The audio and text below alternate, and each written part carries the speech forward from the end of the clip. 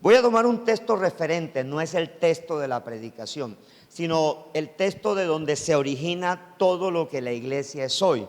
Está en Joel capítulo 2, Joel capítulo 2, versículo, voy a comenzar del 27 y termino hasta el 32, que es donde termina el capítulo. Dice la escritura allí en Joel capítulo 2, versículo 27: y conoceréis que en medio de Israel estoy yo, y que yo soy Jehová vuestro Dios, y no hay otro, y mi pueblo nunca jamás será avergonzado. Hago un paréntesis. Si Dios vive en medio de su pueblo y dentro de su pueblo jamás será avergonzado. Es la promesa que está dando el Señor. Y el 28 dice: y después de esto derramaré mi espíritu sobre toda carne, y profetizarán vuestros hijos y vuestras hijas, vuestros ancianos soñarán sueños, y vuestros jóvenes verán visiones, y también sobre los siervos y sobre las siervas derramaré mi espíritu en aquellos días, y daré prodigios en el cielo y en la tierra, sangre y fuego y columnas de humo. El sol se convertirá en tinieblas y la luna en sangre antes que venga el día grande y espantoso de Jehová. 32. Y todo aquel que invocare el nombre de Jehová será salvo, porque en el monte de Sión y en Jerusalén habrá salvación, como ha dicho Jehová, y entre el remanente al cual él habrá llamado. El Dios que vive en medio de su pueblo, ¿qué no va a permitir? ¿Qué es lo que no va a permitir ese Dios? Que su pueblo, que nosotros no seamos ¿qué? Avergonzados. Es decir, que no pasemos por vergüenza. Tendremos dificultades, pero Dios nunca nos dejará avergonzados. Así que esa casa no la vas a perder, ese carro no lo vas a perder, esa amenaza de muerte por enfermedad no va a ocurrir, si tú confías que tu Dios no te deja avergonzado.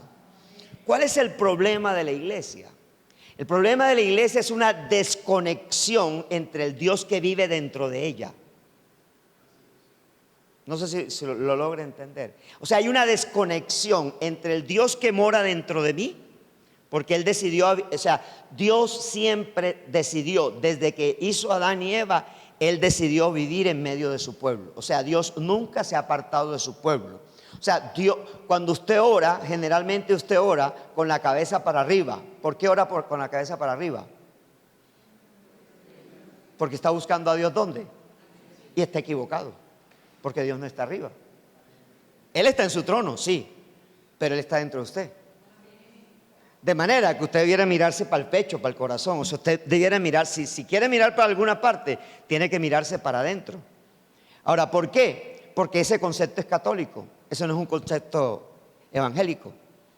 Yo siempre le digo a la gente, el problema de la iglesia cristiana, y lo he dicho aquí, es que nosotros nos pasamos fue de iglesia, pero no hemos tenido una experiencia con Dios genuinamente. O sea, ya no tenemos imágenes, pero seguimos viendo el mismo Dios que nos enseñaron en la iglesia católica. O sea, el Dios distante, el Dios lejano, el Dios que está por allá y que yo tengo que hacer 1000 sacrificios, subir el cerro de Monserrate, subirme los 7 cerros, los 8 cerros de Medellín, rasparme las rodillas, hacer cosas para que ese Dios obre en mí. ¿Sí? Entonces, muchas veces nosotros hacemos cosas esotéricas porque no hemos descubierto que dentro vive Dios. Y que si dentro de mí vive Dios, yo no lo tengo que estar buscando afuera, lo tengo que estar buscando ¿dónde? Donde Él decidió entrar, donde Él decidió depositar. Pastor, entonces el trono del cielo está desocupado. No, acuérdese que Dios vino a la tierra en forma de ¿qué? De espíritu. Vino primero en forma de hombre, o sea, tomó forma humana. Y cuando ya la forma humana tenía que cumplir el propósito, esa misma forma humana dijo: ahora les voy a enviar a otro parecido a mí. Y dijo: les voy a enviar a otro consolador. De manera que el Espíritu Santo es Dios, y si es Dios, está morando dentro de mí, está dentro de mí. Esa es la primera premisa para no vivir en desconexión con lo espiritual. Entonces, cuando yo no entiendo esa premisa, vivo en desconexión con lo espiritual. Porque estoy buscando a Dios ¿dónde? Afuera. Y no lo estoy buscando donde genuinamente Él está en este momento, que es dentro de mí.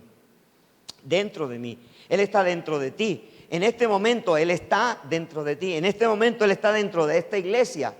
¿Sí? A veces decimos, bienvenido Espíritu Santo, Él no se ha ido. Aunque nosotros nos hayamos ido, Él no se ha ido. Él está aquí, Él sigue aquí. ¿Aló? Entonces, esa desconexión nos hace ver al cielo arriba y a la tierra abajo. Y el cielo bajó a la tierra y se estableció en la tierra. Porque el cielo ya está establecido en la tierra. Jesús estableció el cielo en la tierra. Mateo capítulo 4, versículo 17 dice, bienaventurado porque el reino de los cielos se ha acercado. Es decir, arrepentíos, dice Jesús. Es decir, el arrepentimiento produce que el cielo baje para ti, que el cielo esté en ti y que tú vivas en el cielo. No sé si logramos entenderlo. Entonces, los versículos 30 al 32 no son para la iglesia, es para los tiempos finales. De Joel capítulo 2. Los versículos 30 al 32 no lo tenemos que experimentar nosotros, porque antes de ese juicio Dios hizo un juicio en la persona de su Hijo Jesucristo. O sea, ya hay un juicio que Dios hizo. En ese juicio hubo centellas, hubo relámpago, hubo humo, hubo incendio. Los muertos, usted se dio cuenta que la Biblia describe que cuando Cristo murió, las tumbas se abrieron y los muertos resucitaron, salieron los muertos. ¿Por qué? Porque es una manifestación del poder de la gloria de Dios. Y el Espíritu Santo ahora es la gloria de Dios moviéndose dentro de nosotros. Y cuando Él dio la promesa de derramar su Espíritu, después de esto, ¿qué? Después de haber emitido una palabra de bendición para su pueblo, derramaré mi Espíritu sobre toda carne. Y la característica de la persona del Espíritu Santo es que la iglesia de Cristo se vuelva profeta y profetizarán. Que la iglesia de Cristo se vuelva ¿qué? Profeta y profetizarán vuestros hijos y vuestras hijas. Y que la iglesia sueñe, que tenga visión. O sea, no solamente que profeticemos, sino que la iglesia tenga visión. El tema es que muchos de nosotros, los pastores, para que las ovejas no se descarríen como si fueran nuestras ovejas y no de Cristo, entonces les metemos un evangelio de miedo, un evangelio de temor, y no un evangelio donde pueda tener una experiencia genuina con el Dios Espíritu Santo que mora dentro de cada uno de sus hijos. ¿Para qué? Para que tú sepas que tú eres el profeta de Dios, pero para que tú sepas que Dios también te está permitiendo tener ¿qué? Sueños y visiones. Y eso es algo del Espíritu. Cuando el Espíritu vino a restablecer lo profético, lo sacerdotal y el reino de los cielos. O sea, el Espíritu Santo vino a establecer tres cosas sobre su pueblo, sobre el pueblo de Dios. Vino a establecer el reino, vino a establecer el ministerio profético y vino a establecer lo sacerdotal, porque esa es la función del Mesías en Cristo Jesús. Amén. Y quiero hablarte del tema en esta mañana, una iglesia con el espíritu de Pentecostés. Una iglesia, porque el primer Pentecostés lo tenemos ahí en Joel capítulo 2, versículo 28 y 29. Pero hoy tenemos una iglesia que no tiene Pentecostés. O sea, tenemos una iglesia que viene y no sabe ni siquiera a qué viene. Es que hoy es domingo y tengo que ir a la iglesia. Hoy es domingo y me pusieron en el ministerio a servir y tengo que ir a la iglesia, porque el día que no tenga que ir a servir me puedo inventar un paseo, puedo hacer cosas diferentes, porque no hay una iglesia que haya retomado el espíritu de Pentecostés. Y el Espíritu Santo me mostraba, yo aquí no he buscado nada en la Biblia, todo lo que está escrito aquí me lo dio el Espíritu Santo entre ayer y hoy. Me dijo: Marcos, hay dos maneras de vivir tu vida cristiana. La primera de ellas es sin la manifestación real y visible del Espíritu Santo y con todo lo que yo significo para ti. Y la segunda es que tú permitas que sea yo quien me manifieste por medio de ti. Entonces el Cristo que vive dentro de ti hará grandes cosas y revolucionará el entorno donde tú pastoreas la iglesia. O sea, quiero que sepas que el Espíritu Santo está diciendo, hay dos maneras de vivir la vida cristiana. O sea, yo tengo una manera de vivir la vida cristiana intelectualmente, o tengo la manera de vivir la vida cristiana con una experiencia diaria y constante con el Espíritu Santo. O sea, hay gente que quiere conocer al Espíritu Santo desde la teología. Te vas a rajar, porque Él no permite que nosotros lo estudiemos desde la teología, sino que lo estudiemos desde una comunión, desde una experiencia con Él. ¿Sabes cómo llamaron a los discípulos de Jesús? En Hechos 17:6, a los discípulos de Jesús los llamaron trastornadores. Dijeron, estos que trastornan el mundo. Cuando fueron a acusar a los discípulos, dijeron, estos que trastornan al mundo. Imagínate que tú y yo trabajamos en lugares, o tú y yo estamos en lugares donde ni siquiera la gente se siente temerosa de que nosotros estemos ahí. O sea, ni siquiera la gente dice, uy, yo no puedo hablar porque es que José está aquí, hermano, y eso Dios le revela lo que estamos hablando, hasta lo que estoy pensando. O sea, ni siquiera metemos miedo. No metemos miedo. No, o sea, mira, no pasa nada hoy en día porque la iglesia se intelectualizó. La iglesia quiere ir al seminario bíblico sin tener experiencia, al instituto bíblico sin tener experiencia, a estudiar libros de teología sin tener experiencia. Perdón, haga eso después que conozca, haga eso después que usted sea usado, haga eso después que la vida de Cristo se manifieste a través suyo. Hoy colocamos WhatsApp, memes, todo lo que tú quieras. Ya yo estoy cansado de ver tantas cosas en el Facebook y en el WhatsApp. Y digo, pero yo conozco a esta persona y nunca ha llevado a nadie a la iglesia.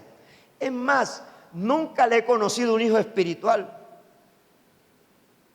Viene solo todos los domingos a la iglesia.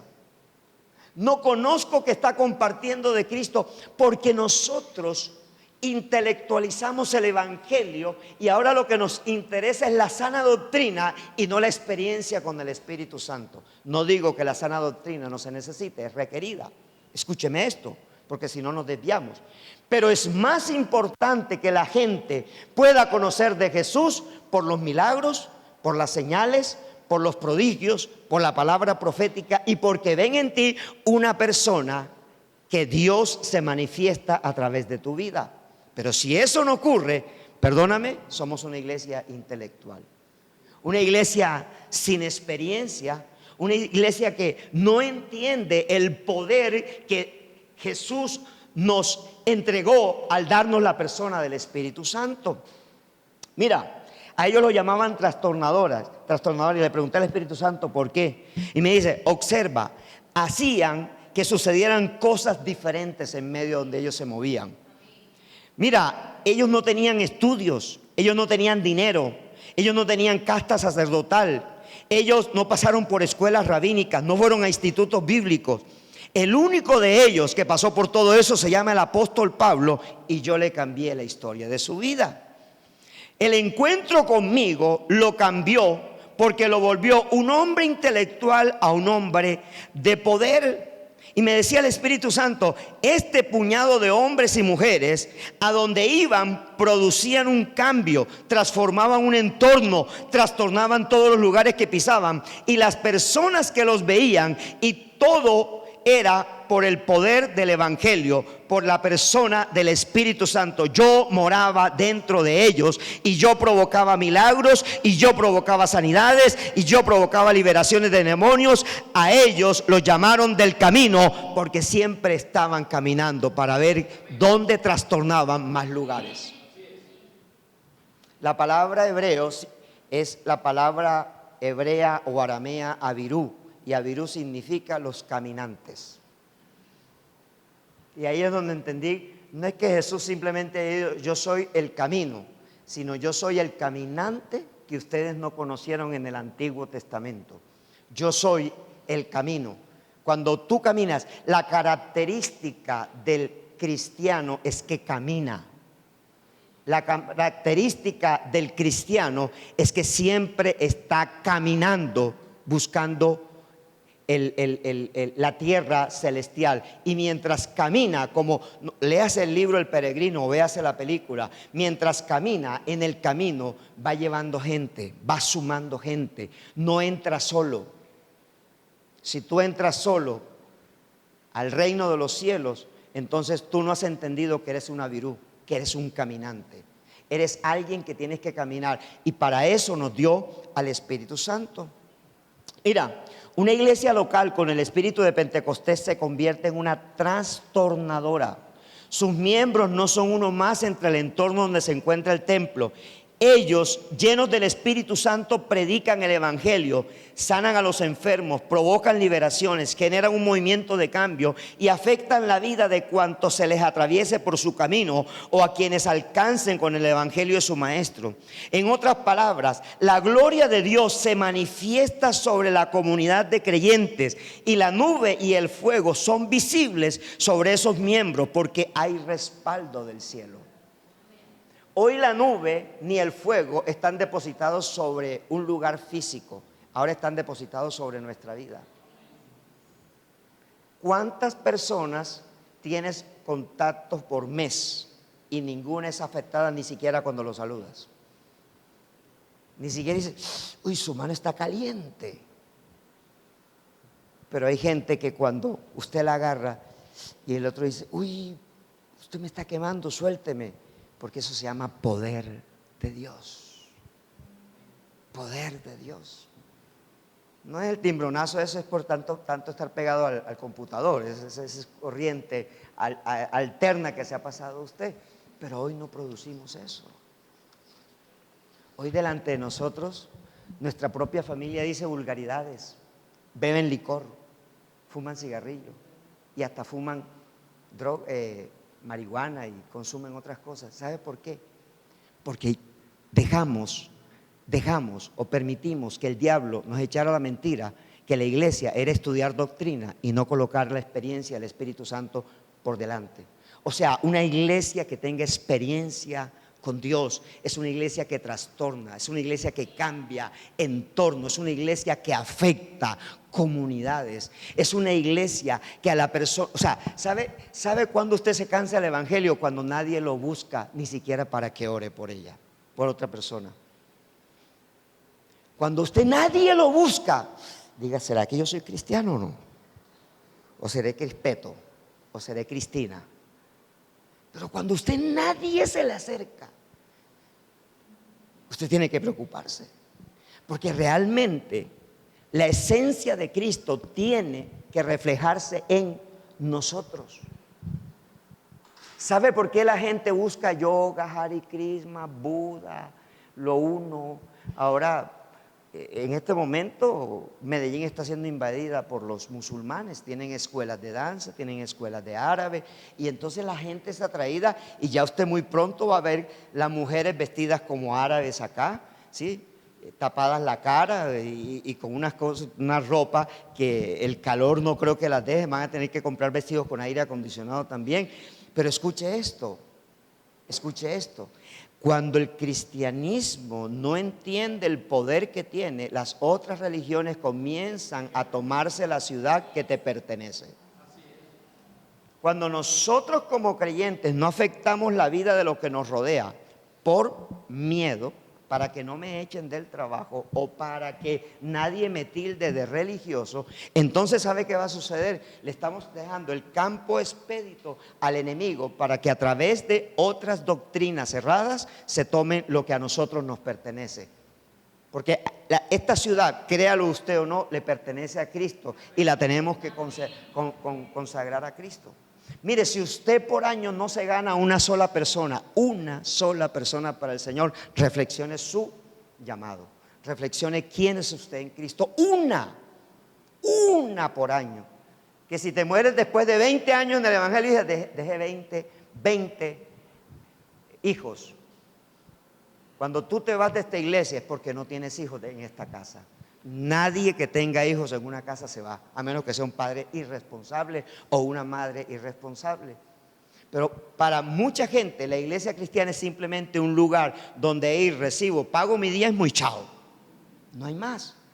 Pero este es un lugar de entrenamiento para que el Espíritu Santo luego te use allá afuera.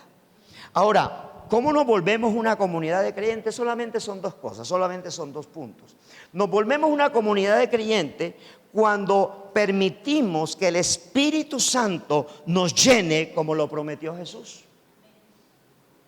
Mira lo que dice Hechos de los Apóstoles, capítulo 1, versículo 8.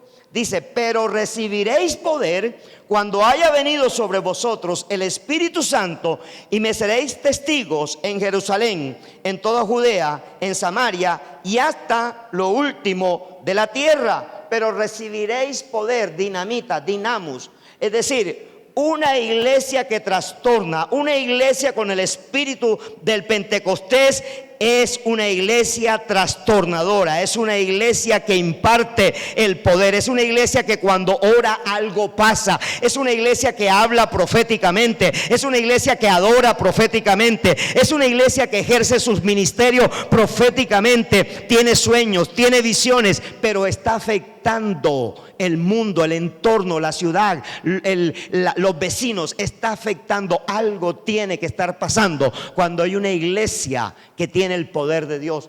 Recibiréis poder. Y Hechos capítulo 2, versículo 1 al 4, no lo leo por causa del tiempo. Dice allí en Hechos 2, 1 al 4, que cuando ellos estaban reunidos en el aposento alto, estamos hablando de los 120 discípulos que acompañaron a Jesús para ver su ascensión, ellos reunidos en el aposento alto, dice que en el último día de la fiesta descendió el Espíritu, ¿sí?, como en forma de lengua de fuego, y se depositó sobre la cabeza de cada uno de ellos, y ellos comenzaron a hablar en otros idiomas, en otras lenguas, no lenguas extrañas. Esas lenguas las entendieron todos los que visitaban a Jerusalén en ese momento. Habían 17 naciones, ellos hablaron 17 idiomas distintos, cada uno habló un idioma distinto, pero todos decían lo mismo, alababan y glorificaban el nombre del Señor. A veces oramos, pero ni siquiera nadie. Mira, cuando alguien habla en lenguas, tiene que quedarse callado antes de dar la interpretación. ¿Por qué? Porque la interpretación, si el Espíritu está presente, lo tiene otra persona. Eso de que alguien habla en lengua y enseguida interpreta, para mí, no estoy diciendo que no sea de Dios, pero para mí no le dio el orden correcto, o sea, no permitió. Y además, la misma palabra la tiene que confirmar dos personas mínimas dentro de la comunidad. Dos personas mínimas. Porque si tú hablas en lengua y al mismo tiempo dice la interpretación, otro tiene que corroborarlo dentro de la comunidad. Porque si no, es tu propia interpretación. Es tu propia interpretación. Algo que sucedió en Pentecostés es que lo que hablaban los 120 en 17 idiomas diferentes se entendía en la misma interpretación. Glorificaban y exaltaban el nombre de Dios, dice la Escritura. Ahora, cuando en 17 idiomas diferentes los de afuera están entendiendo que tú estás glorificando y exaltando el nombre del Señor, ¿sabe qué pregunta sale allá afuera? ¿Qué es esto? Porque esa fue la primera pregunta que apareció. ¿Y esto qué es? ¿Qué es esto? ¿Están borrachos? Y Pedro se levanta y dice: no, no estamos borrachos. Son las 9 de la mañana. Ningún judío bebe vino ni cerveza a las 9 de la mañana. Y comenzó a explicarle, porque algo que sucede cuando alguien está lleno del poder del Espíritu Santo es que el miedo se queda a un lado. El miedo tiene que apartarse para que el poder de Dios que mora dentro de esa persona se manifieste con autoridad sobre lo que le rodea. Aló. Algo tiene que pasar. Algo tiene que pasar. Y eso es importante porque realmente Pablo dijo que el evangelio de Cristo no consiste en vanas palabras, sino en un poder que viene ¿de dónde? De lo alto. Ahora, durante la instancia de Cristo sobre la tierra, las personas vieron un hombre distinto a los religiosos de su época. Aquellos hablaban de Dios, pero la vida de las personas era la misma. Pero cuando Jesús predicaba, el pueblo veía en él a alguien que no era igual a sus sacerdotes. Vieron a alguien como quien tiene autoridad. Pregunto, cuando tú oras, ¿pasa algo? Cuando tú oras, cuando tú profetizas, lo que profetizas sucede, pasa. Porque si no, ahí estamos, MFP, y no se lo traduzco, ¿no? Ahí estamos mal. Estamos mal. Cristo predicaba y algo pasaba. En Hechos 2 se levanta Pedro, habla de Cristo, manifiesta que es Joel el que dio esa profecía. Y al final, por allá en el versículo 36 o 37 de Hechos 2, los mismos que dijeron, ¿qué es esto?, dijeron, ¿qué haremos? Algo pasó. ¿Estás entendiendo? Cuando alguien te dice, ¿qué es esto?, pero después de que tú le hablas y oras por esa persona, dice, ¿ahora qué tengo que hacer? Y tú lo conduces a Cristo. Entonces quiere decir que el Espíritu Santo se manifestó a través de ti y no fue tu carne. Hoy oramos en la carne.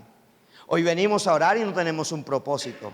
Hoy venimos a orar y bueno, entonces ora por la alabanza, ora por... No, tienes que venir con un propósito. Y ese propósito te lo tiene que haber dado el Espíritu Santo en tu comunión con Él. En tu comunión con Él. No podemos tener una iglesia distrayéndola. Tenemos que tener una iglesia de poder. Cualquier ministerio crece cuando la iglesia tiene poder, cuando tiene autoridad, cuando tiene la manifestación y la revelación del Espíritu Santo en su vida. Aló. Eso es. Un hombre solo con la llenura del Espíritu Santo puede atestar de gente una iglesia, un templo. Por la sencilla razón que Dios solamente necesita uno para orar sobre toda la tierra. Una sola persona para orar sobre toda la tierra. Hoy predicamos la palabra, pero pocos se convierten. O casi nadie siente el deseo de conocer a Jesús. Parece que el Señor se les volvió historia y no la persona del Hijo de Dios. No ven en nosotros personas con la autoridad que veían en Cristo en aquellos tiempos, como también en sus discípulos. Mientras Cristo caminó sobre la faz de la tierra, el Espíritu Santo solo se depositó y vivió dentro de él. Es por eso que cuando les hizo la promesa del otro Consolador, les manifestó que vivía con ellos y en medio de ellos, dice Juan 14, 16, 17. La iglesia de hoy está llena de intelectualismo religioso. Me sé el libro de Rebecca Brown, vasijas de barro vasijas no sé qué, en tesoros de barro. Me lo sé, me lo leo, pero no sé hacer guerra espiritual. Me compro libros sobre intercesión y no sé ni para qué sirve eso y a la mitad del libro lo dejo. Me compro el libro de oración de un cuarto de guerra y más bien en la guerra se vuelve un cuarto. Pero ¿sabes algo? Hay cosas que solamente tienen que venir con la experiencia del Espíritu. No sé si la iglesia lo logra entender. El cristianismo no es simplemente ir a un templo y ver a un pastor predicar y escuchar a un pastor predicar. El cristianismo es dinamita, es acción, es exousia, es poder de Dios permanente. Ese es el cristianismo. El cristianismo es ver a Dios dinámico, es ver a Dios obrando en la vida de otras personas, porque Él nos dejó el Espíritu Santo para que Cristo no dejara de hacer milagros, no dejara de hacer sanidades, no dejara de resucitar muertos. Eso tiene que suceder. Eso tiene que suceder. Pero ¿sabe qué pasa? Tiene que haber convicción. Sin convicción no hay nada. No hay nada. No hay nada. Tenemos que ayunar con un propósito, orar con un propósito, ir a la iglesia con un propósito, meternos en intimidad con Dios con un propósito. El Espíritu Santo es un espectador más en nuestros cultos. Él quiere manifestar la gloria de Cristo, sanando al enfermo, liberando demonios que aturden a las personas, resucitando muertos. Sin embargo, no lo dejamos obrar. Hago la aclaración: cuando los dones del Espíritu se manifiestan dentro de un culto de Dios, no es para crear desorden, sino para manifestar el poder de Cristo. No voy a entrar en una discusión teológica sin fundamento sobre si bautismo o llenura es lo mismo o hay alguna marcada diferencia. Solo voy a pretender que podamos ver que en el libro de los Hechos, la expresión que más se reconoce entre los discípulos de Jesús es que eran llenos del Espíritu Santo. ¿Sabe que cuando Pablo y Bernabé fueron a la iglesia de Antioquía y dieron el reporte? Porque todo discípulo se reporta, todo discípulo rinde cuentas, no hace cambios sin rendir cuentas. Dice, no, es que el grupo ahora lo voy a hacer así. No, rindo cuentas, ¿cómo va? Ah, no, es que como el pastor no me pregunta, rindo cuentas aunque el pastor no me pregunte. Rindo cuentas. Hoy cancelamos grupos sin rendir cuentas. Hoy pasamos el sobre sin haber hecho el grupo. Entonces rendimos cuenta. Y rendimos cuenta de lo que está pasando. Entonces ellos rindieron cuentas. Pero ¿sabe qué decían de ellos? Eran llenos del Espíritu Santo. Y cuando Pablo y Bernabé, Pablo y Silas, fueron a un lugar llamado Antioquía, y lo primero que le preguntó Pedro a Pablo fue: ¿y fueron llenos del Espíritu Santo? No le dijo: ¿y recibieron bautismo en el Espíritu? No, fueron llenos. Porque lo que a Dios le interesa es pleroma, llenura del Espíritu Santo. La llenura del Espíritu Santo es lo que cambia vida. La llenura del Espíritu Santo es lo que desata los dones, es lo que desata las competencias, es lo que desata las habilidades. La llenura del Espíritu Santo. ¿Aló? Cada capítulo de Hechos de los Apóstoles narra historias de vidas cambiadas por el poder del Espíritu Santo que moraba en ellos. Y revíselo en su casa esta tarde si lo quiere corroborar. Después de miles de conversiones, Pedro y Juan pudieron ver que Cristo sanaba por medio de ellos. Fueron metidos en la cárcel y allí experimentaron un milagro de ver cómo fueron sacados por el ángel del Señor, abriéndole las puertas hasta dejarlo en la calle misma. Mientras que había una iglesia que oraba por liberación de sus líderes espirituales. Hechos 5 narra la muerte de Ananías y Zafira por mentirle al Espíritu Santo después que Pedro les confrontó. Imagínense, el pastor Pedro confrontó y muere un matrimonio. Muere Ananías y muere Zafira por mentirle a Dios, por lo cual experimentaron muerte instantánea. Hechos 6 menciona la escogencia de quienes deberían servir a las viudas. Hechos 7 describe la vida de Esteban, quien lleno del Espíritu Santo se enfrentó al Sanedrín, el cual finalmente dio la orden de apedrearlo hasta la muerte. Pero el espíritu de Esteban estaba posándose sobre un hombre llamado Saulo de Tarso, el cual se llamaría un capítulo después el hermano Pablo. Cada capítulo de Hechos está conectado con un hecho del Espíritu Santo. Cada capítulo. Hechos 1:8, recibiréis poder. Hechos 2:1 al 4, el Espíritu se manifiesta. Hechos 5 en adelante, 2:5 en adelante, hasta el versículo 47, Pedro se levanta con la autoridad y con el poder del Espíritu Santo. Hechos 3, Pedro y Juan van a subir al templo de la Hermosa, están sanando y sanan a un cojo. ¿Sí? Hechos 4, por causa del alboroto que se formó por el cojo, lo meten a la cárcel y ellos ven, no una visión, ven como un ángel va abriendo las rejas de la cárcel y los pone en la misma calle.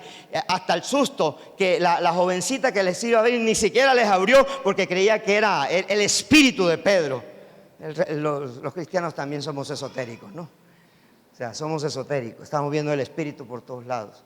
Hechos 6, se levantan 7 varones. Hechos 7, Esteban es uno de esos 7 varones que da su vida por causa del Evangelio. Hechos 8 es la historia en donde ya Pablo sale a perseguir a la iglesia. Hechos 9 es la conversión de Pablo.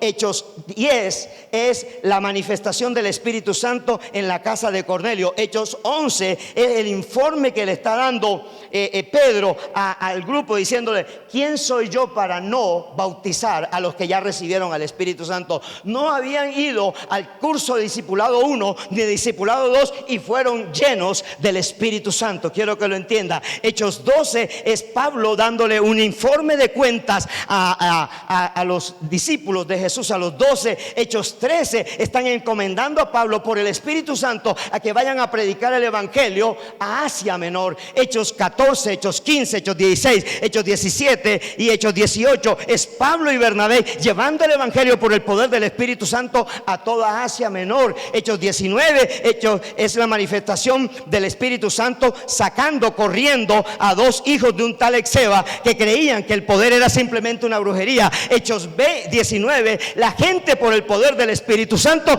quemaban los rosarios, quemaban los libros, quemaban los libros de oraciones, quemaban los libros de brujería. Hechos 21 es el espíritu del profeta Ágabo manifestándose y diciéndole a Pablo: el dueño de este cinto será llevado a Roma y allá será puesto preso. Y a partir del 22 hasta el 28 es la vida de Pablo llevando hasta cuando cumplió lo que Dios tenía como propósito de llevarlo a Roma por el poder del Espíritu Santo.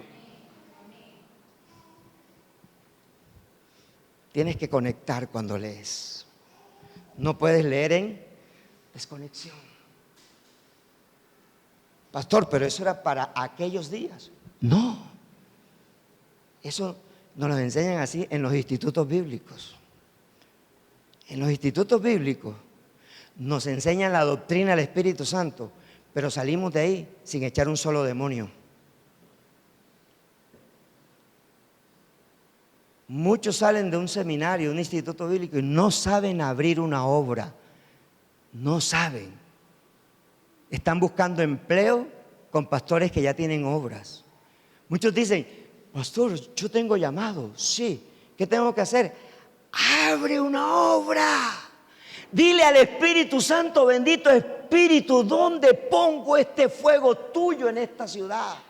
¿Dónde lo pongo? ¿Por qué estás esperando que el pastor te diga en Bello o en Sabaneta o en Envigado? Óyeme, tú tienes comunión con el Espíritu y entonces tú puedes llegar, pastor, ya el Señor me mostró en qué parte debo abrir una obra, necesito tu aval, vamos a ver cómo lo vamos a hacer, pero ya tengo el fuego impregnado dentro de mí, ya yo no tengo que esperar voz de hombre, porque la voz de Dios me la dio. Entonces estamos esperando que la voz humana me diga lo que no me ha dicho la voz divina. Y cuando tú vas con la voz humana, eso se seca. Pero cuando vas con la voz divina, por más seco que se vea, eso va a reverdecer. Porque la voz divina que te hace reverdecer. Eso es lo que hace la voz divina. Reverdecer.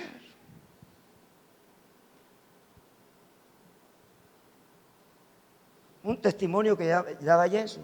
Sí, no sabía tocar el piano. No sabía cantar, pero se lo pidió al Espíritu Santo. Se lo pidió.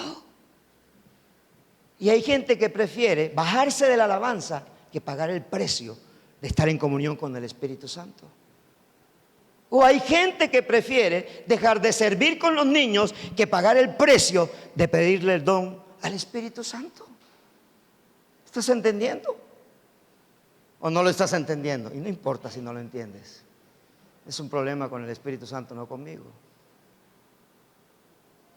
Cuando está lleno, algo va a pasar. Algo va a pasar.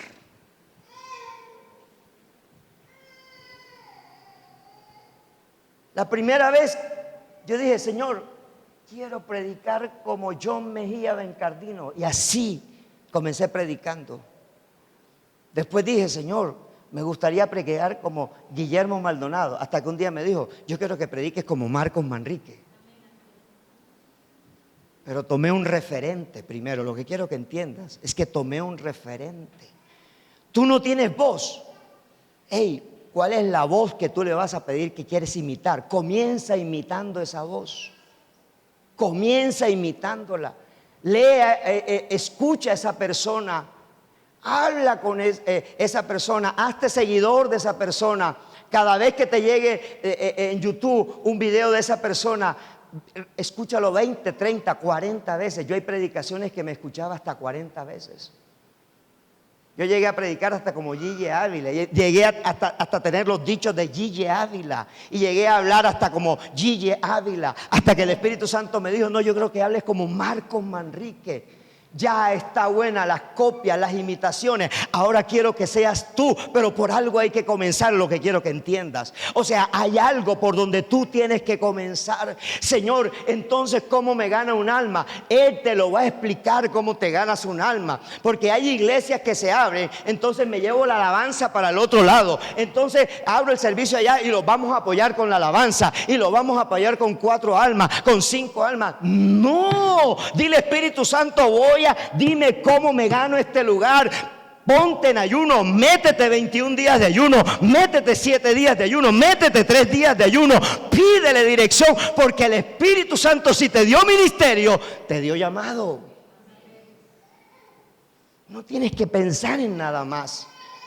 La visión es de Dios, no es mía, no es tuya, es de Dios. Él es el que da la visión. Y número dos, una iglesia que trastorna, cree literalmente, que dentro de ella vive Dios. Escúchame, no es que cree que vive Dios, sino que literalmente sabe que Dios vive dentro de ella. Hechos 17 del 1 al 6 lo lee en su casa. Ahí está Jasón, está hospedando a Pablo, está hospedando a Silas. En el 16, Pablo y Silas, solo adorando al Señor, hicieron que las puertas de la cárcel se abrieran.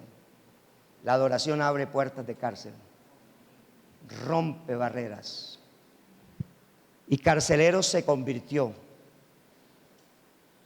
Cuando el carcelero le preguntó a Pablo, ¿qué haré? Dijo, cree en el Señor Jesucristo y serás salvo tú y tu casa. Y la misma noche hicieron culto en la casa del carcelero.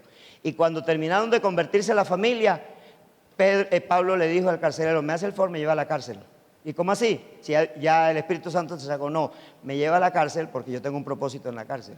Y él fue y durmió en la cárcel. Y cuando lo fueron a sacar, las puertas de la cárcel, las rejas estaban en el piso, pero encontraron a los presos todos. Todos estaban. Porque Dios necesitaba dignificar el nombre de su siervo llamado Pablo.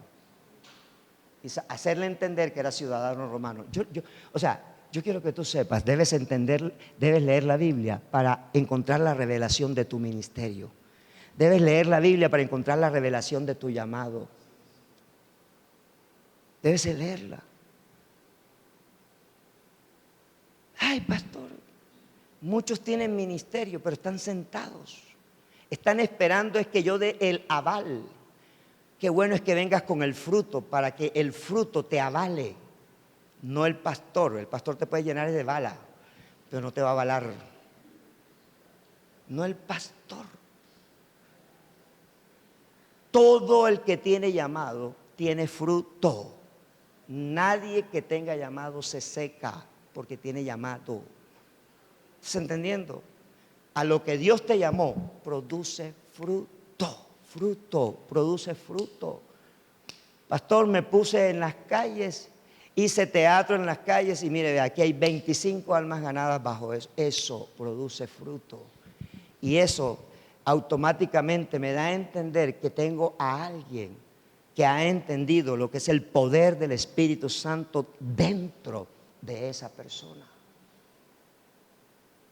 Dentro de esa persona.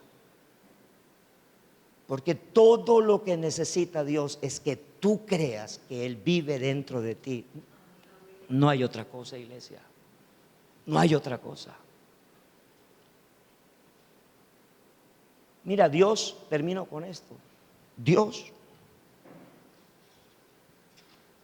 en el año 1900, yo me gradué en el Instituto Bíblico 2001. Yo no fui a recibir mi cartón le voy a decir la razón. Porque yo le dije al Señor que yo recibía cartón y recibía credencial de Asambleas de Dios solo si yo tenía un ministerio funcionando.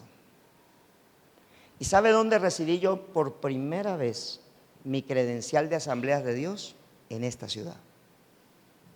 Cuando estaba ejerciendo ya el ministerio. Y había una iglesia que en ese entonces podía tener alrededor de unas 40 personas. Entonces le dije al Señor, ahora sí, voy a pedir mi credencial. Hay gente que tiene una credencial y lo único que hace, y con todo el respeto lo digo, es solo barrer la iglesia. Y no hay nada malo en eso. Pero nunca han echado fuera un demonio. No saben lo que es una guerra espiritual. Nunca se han ganado un alma para el Señor. Solo quieren tener una credencial. Un lugar que los identifique. Y lo recibí aquí. Y lo recibí mi primera credencial la recibí aquí en el año 2005. La recibí aquí. Por primera vez, estando aquí. Un año después de haberse iniciado este ministerio. Y en el año 2001, termino, yo era maestro del Instituto Bíblico, 1 de enero del 2002. voy a comprar pan a una panadería cerca de la casa. Antes era muy panadero, me gustaba mucho el pan. Ya lo he ido eliminando. Y la Coca-Cola ya hace 10 años que no me tomo una. Escucha esto. Voy camino a una panadería, el pan más sabroso del mundo lo venden en Barranquilla. Si usted quiere comer pan sabroso, lo venden en Barranquilla. No hay otra ciudad en el mundo donde vendan pan tan sabroso como Barranquilla.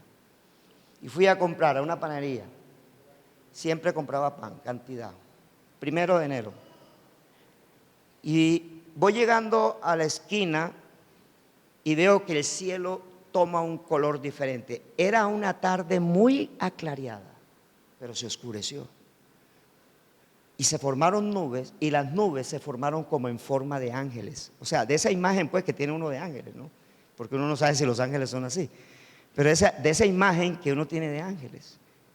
Y yo los veía aplaudir. Y la voz del cielo decía: reciban al mejor teólogo de Colombia. Pero no sabe lo que es vivir por fe.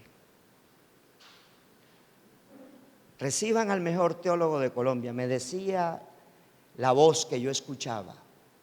Y yo me tiré al piso. Esa noche no se pudo comer pan en mi casa. Me tiré al piso, en un sardinel, allá no sé cómo le dicen aquí, nosotros en la costa le decimos sardinel, aquí le dicen andén, en el sardinel, sentado. Tenía unas chancletas, porque en la costa, costeño que se repete, tiene chancleta y bermuda. Entonces estaba con una chancleta, con una bermuda. Y ahí lloraba. Y me dijo el Señor: por 3 años no vas a enseñar en el instituto bíblico, porque van a ser 3 años donde te voy a procesar para que me conozcas. Cuando tú pidas ministerio, cerciórate que conoces al Señor, porque si conoces al Señor, no pides ministerio, actúas en lo que el Señor te ha llamado. Actúas. Si estás en la alabanza, actúa como el mejor músico o salmista o cantor de la alabanza. Cuando estés con los niños, actúa como el mejor maestro del mundo que tienen los niños y que tienen el privilegio de tenerte a ti. Cuando seas el host, actúa como el mejor host del mundo. Que esta iglesia sienta que tiene el privilegio de tenerte a ti como el mejor host del mundo. Que no te tengan que decir: recoge ese papel, siéntate ahí, llena. O sea, actúa conforme al Espíritu te ha dado. Pero para eso, ¿sabes qué necesitas? Creer, convencerte que Dios vive dentro de ti. No hay otra cosa diferente. Y Él vive dentro de ti. El problema es que lo tienes en el cuarto de San Alejo, si es que existe San Alejo, pero allá lo tienes guardado. Sácalo de allá y deja que sea Él el que gobierne tu vida. Ponte en pie. Padre, te doy gracias.